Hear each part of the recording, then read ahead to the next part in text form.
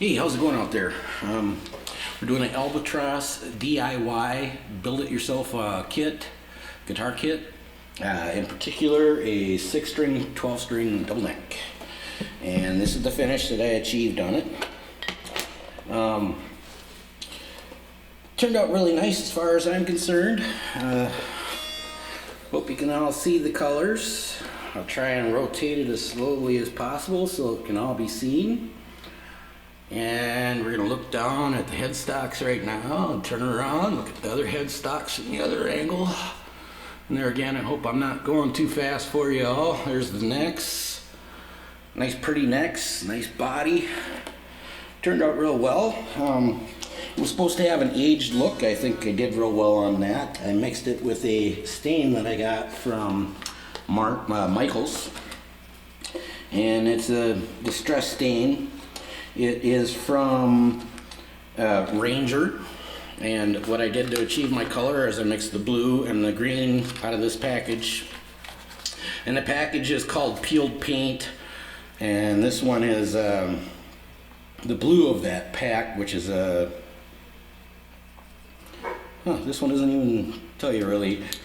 This one is a Texture Pour Style Antique, so it's an antique blue. And I mixed those two together. Added some water because it's a water base, and I did the center of it real light, and then I darkened it up as I went out to give it a nice burst effect. Put on more coats on the outside and one more over the center, but more coats on the outside than I put on the inside. And then on the very last thing after the stain was dried, I added black ink from that I purchased at Office Depot, and that is a alcohol derivative, so you have to add alcohol to thin it down a little bit.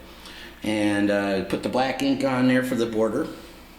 And I waited the appropriate time for the stain to dry, but when I used my lacquer, which is actually a polyacrylic clear coat, it started lifting the stain, and at first I was worried about it, but what happened is it really gave it a nice texture depth to it. And I learned that gravity is your friend when you're spraying these, so do one side at a time, laying them down, and then do your sides and let it hang on the sides. And the sides you can always get away with a little more on the sides than you can on the front and back. Otherwise you do a lot of sanding and taking off and putting on, trying to get it right. If you hang them, you'll start seeing waves from gravity. And like I said, gravity's your friend. Set it down like this, and then when you turn it over, it's not going to be dry yet, because you can do the dry is 72 hours between coats if you stop. Otherwise, every 20 minutes or every 30 minutes you can keep adding a coat.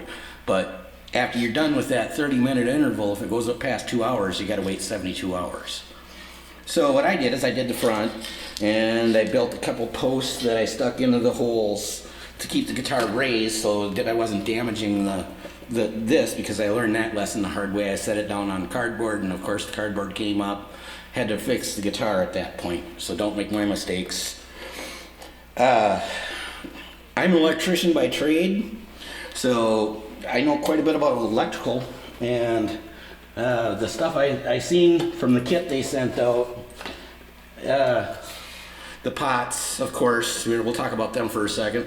That's the pot they sent out. It's a miniature little pot. This is the pot I put in, which meant I had to re-drill my 2 holes, bring them up, and fill those holes with mahogany, just so these would physically fit in, because of the area was so tight. Their engineering on that particular part was the only flaw on the whole guitar that I could find, was the engineering. And as you can see, you can't see the plugs because of like I covered up. However, by doing that, it forces you into taking their jack plate, and I just put a 1/4 bolt in there and tighten it down with a couple lock nuts and a couple lock washers, or lock washer and lock nuts. And then I installed a through plug that I purchased at Guitar Center. The caps, well, man, I was impressed with the caps they sent out, because this is the cap they sent out with the kit. That's way bigger than one you'll get out of Fender or Gibson after their lower line models, of course, not their $6,000 ones. In their $6,000 ones, they put caps in that size or bigger. They use Bumblebee. This is an orange drop. And it's the same microfarad. They're both 473s. This has a J behind it. Don't worry about the J. The 473 is the part that you have to worry about. This has much more surface area for the electrons to collect on and get filtered for your filtered sound. It's a better deal. The bigger capacitor, better.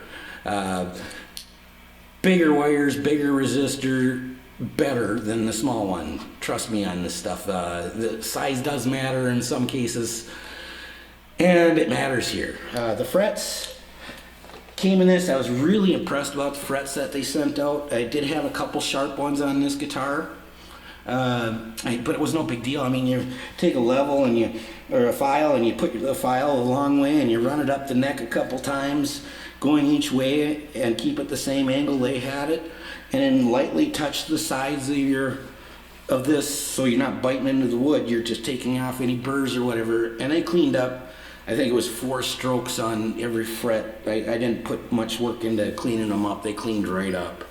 I used the plastic nuts they sent with me. However, I did have to lower them, so they had to be, one of them was off already.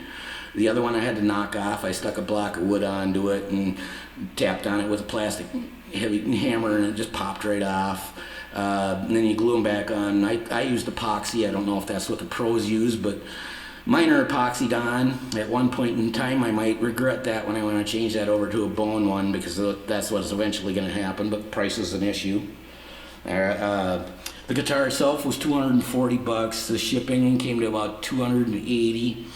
And then, of course, the pickups are $120. So now I'm up, by the time the build was done, I was up to $500 for materials. I'm not gonna lie to you. This is this was more expensive than the $240, but you have to realize that. And that was a fun project, man. It was great, and the results I got on it, the neck. Yeah, I hope you guys can see this. There's less than 1/1000th of an inch of difference from the nut to the back end of the fretboard from front to back on that. This is the most level guitar I've ever seen. I've never been able to get a guitar that tight all the way in uniform all the way down, and it really shows up in the way it plays. I find myself, it plays a little too easy at times. There's times where I'm bending notes where I don't want to bend them, and it's like, whoa, wait a second. So it's taken a little to get used to. It's not like my Les Pauls, and I own 2 of them, and I own 2 Fender Strats, and I'm happy to own them all and love them and won't ever give up using them. But the Epiphone just came out with the double neck. They're selling it for $1,000. I made this one, which isn't cherry. It's not cherry. This is the awesome thing about it. Is every other double neck you're gonna find out there is cherry, and if you're lucky and you get one out of the Gibson, then you can get a white one or a black one or a cherry one. Those are your 3 colors. They don't come in sunbursts like this. This is a rarity, and that's why I did it. Is I wanted my own, set up everything the way it was. I knew I could do it. I'm really happy with it.